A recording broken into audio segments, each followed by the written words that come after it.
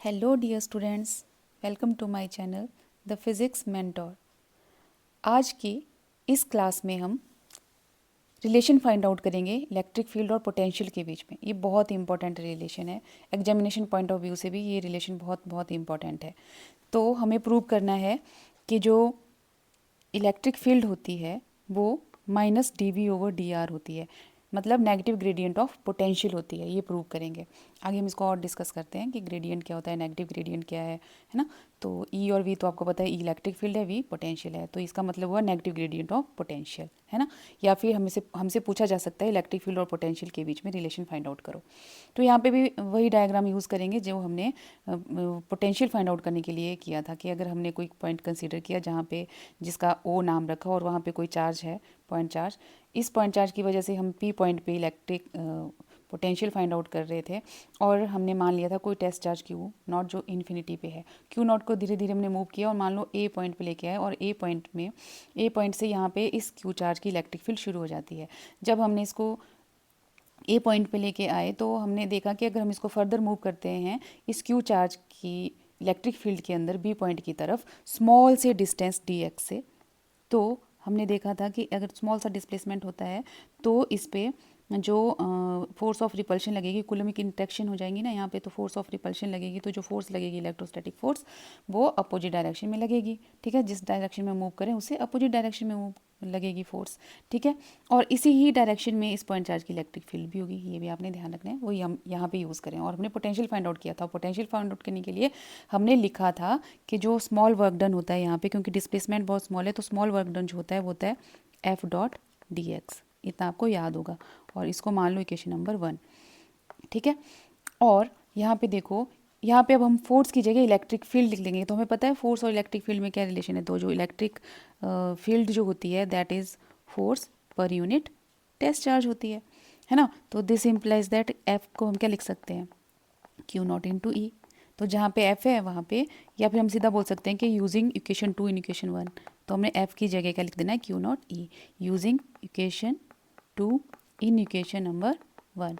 तो हमने 2 को 1 में यूज़ करना है, तो हमारे पास क्या आ जाएगा, D W that is equal to F की जगह क्या, Q naught E dot D x.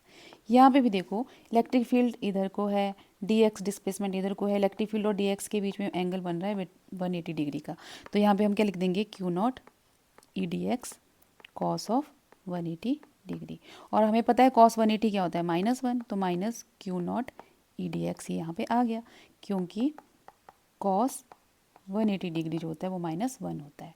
इतना आपने समझ लिया होगा, है ना। इतना आपको क्लियर है। तो ये क्या आ गया, डी डब्ल्यू। और हमें पता है कि हम यहाँ लिखेंगे इसको इक्वेशन नंबर 3 मान लो,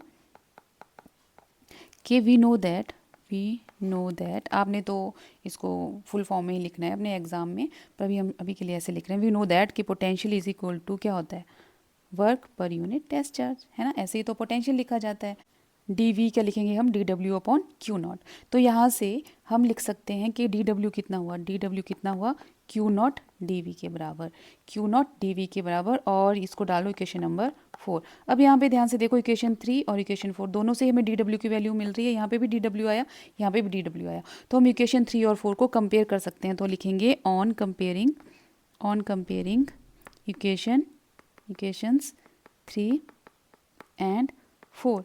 इक्वेशन 3 एंड 4 को कंपेयर करें तो हम देखते हैं कि Q naught D V that is equal to minus Q naught E D X. यहाँ से कैंसिल क्या हो रहा है, क्यू नॉट कैंसिल हो रहा है, और दिस इम्प्लाइज दैट यहाँ से इलेक्ट्रिक फील्ड और डी एक्स दूसरी साइड चला जाएगा, और नेगेटिव साइन भी वहीं ले जाओ, तो क्या होना, D V upon D X. तो इसका क्या मतलब हुआ, यही हमें प्रूव करना था। देखो इसका क्या मतलब हुआ, इसको बोलते हैं हम नेगेटिव ग्रेडियंट ऑफ पोटेंशियल। जब भी कोई चीज़, है ना, कोई फिजिकल क्वांटिटी डिस्टेंस या डिस्प्लेसमेंट के साथ चेंज हो रही होती है तो उसको ग्रेडियंट कहते हैं। यहाँ पोटेंशियल जो है, यहाँ पोटेंशियल चेंज हो रहा है किसके साथ में, डिस्टेंस के साथ में, तो इसको क्या बोलेंगे, पोटेंशियल ग्रेडियंट। और क्योंकि नेगेटिव साइन है यहाँ पे तो इसको बोलेंगे नेगेटिव पोटेंशियल ग्रेडियंट। और नेगेटिव साइन का मतलब क्या है, यहाँ पे नेगेटिव का कोई ज़्यादा मतलब यहाँ पे ऐसा नहीं है कि भी है ना, कंफ्यूज हो जाना आपने कि नेगेटिव क्यों है यहाँ पे या क्या है। नेगेटिव साइन ये बताता है कि जो इलेक्ट्रिक फील्ड है और जो पोटेंशियल है दोनों अपोजिट डायरेक्शन में है। इसका मतलब है जिस डायरेक्शन में इलेक्ट्रिक फील्ड बढ़ रही है उस डायरेक्शन में पोटेंशियल कम हो रहा है। ठीक है, इलेक्ट्रिक फील्ड जहाँ अगर इस ये डायरेक्शन बनाई थी ना हमने इलेक्ट्रिक फील्ड की, यहाँ डायग्राम से देखो, यहाँ को इलेक्ट्रिक फील्ड बढ़ रही है तो इस पर्टिकुलर डायरेक्शन में इलेक्ट्रिक फील्ड की डायरेक्शन में पोटेंशियल हमेशा क्या हो रहा है, कम हो रहा है। ये आपने ध्यान रखना है। तो अब इससे कुछ और कंक्लूज़न हम बोल सकते हैं कि इससे क्या कंक्लूड किया, कुछ कंक्लूजन्स बोल लेते हैं कि हमने देखा कि चेंज इन पोटेंशियल जो है with respect to distance that is known as the potential gradient. एक तो आपको डेफिनेशन आ सकती है व्हाट इज़ पोटेंशियल ग्रेडियंट। तो पोटेंशियल ग्रेडियंट क्या है, change of potential with distance is known as potential gradient, है ना। और यहाँ पे ये हमेशा जो इलेक्ट्रिक फील्ड है वो होती है किसके बराबर, नेगेटिव ग्रेडियंट ऑफ पोटेंशियल। तो ये दो चीज़ें यहाँ से पता चली। थर्ड चीज़ मैंने आपको बताई, जो नेगेटिव साइन है यहाँ पे वो ये बता रहा है कि पोटेंशियल जो है वो डिक्रीज़ हो रहा है जिस डायरेक्शन में इलेक्ट्रिक फील्ड बढ़ रही है उस डायरेक्शन में। तीसरे यहाँ से हमें एक इम्पॉर्टेंट चीज़ और पता चलती है, देखो यहाँ से यूनिट्स, देखो यूनिट्स कैसे लिख सकते हैं। यूनिट्स क्या हुए, पोटेंशियल के यूनिट्स क्या हैं, वोल्ट, और डिस्टेंस के क्या हैं, मीटर। तो यहाँ पे वोल्ट पर मीटर। जबकि हमें ये पता है कि इलेक्ट्रिक फील्ड के और क्या होते हैं, देखो हमने इलेक्ट्रिक फील्ड को क्या लिखा है, एफ अपॉन क्यू नॉट। तो that is equal to force के क्या है, न्यूटन पर कूलम।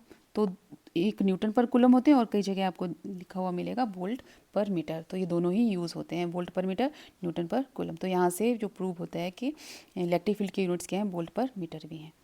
तो होप्स कि आपको आज की क्लास में समझ आया जो मैंने पढ़ाया है। तो आप प्लीज़ मेरे चैनल को लाइक, शेयर और सब्सक्राइब करें। अभी के लिए, आज के लिए इतना ही। Thank you.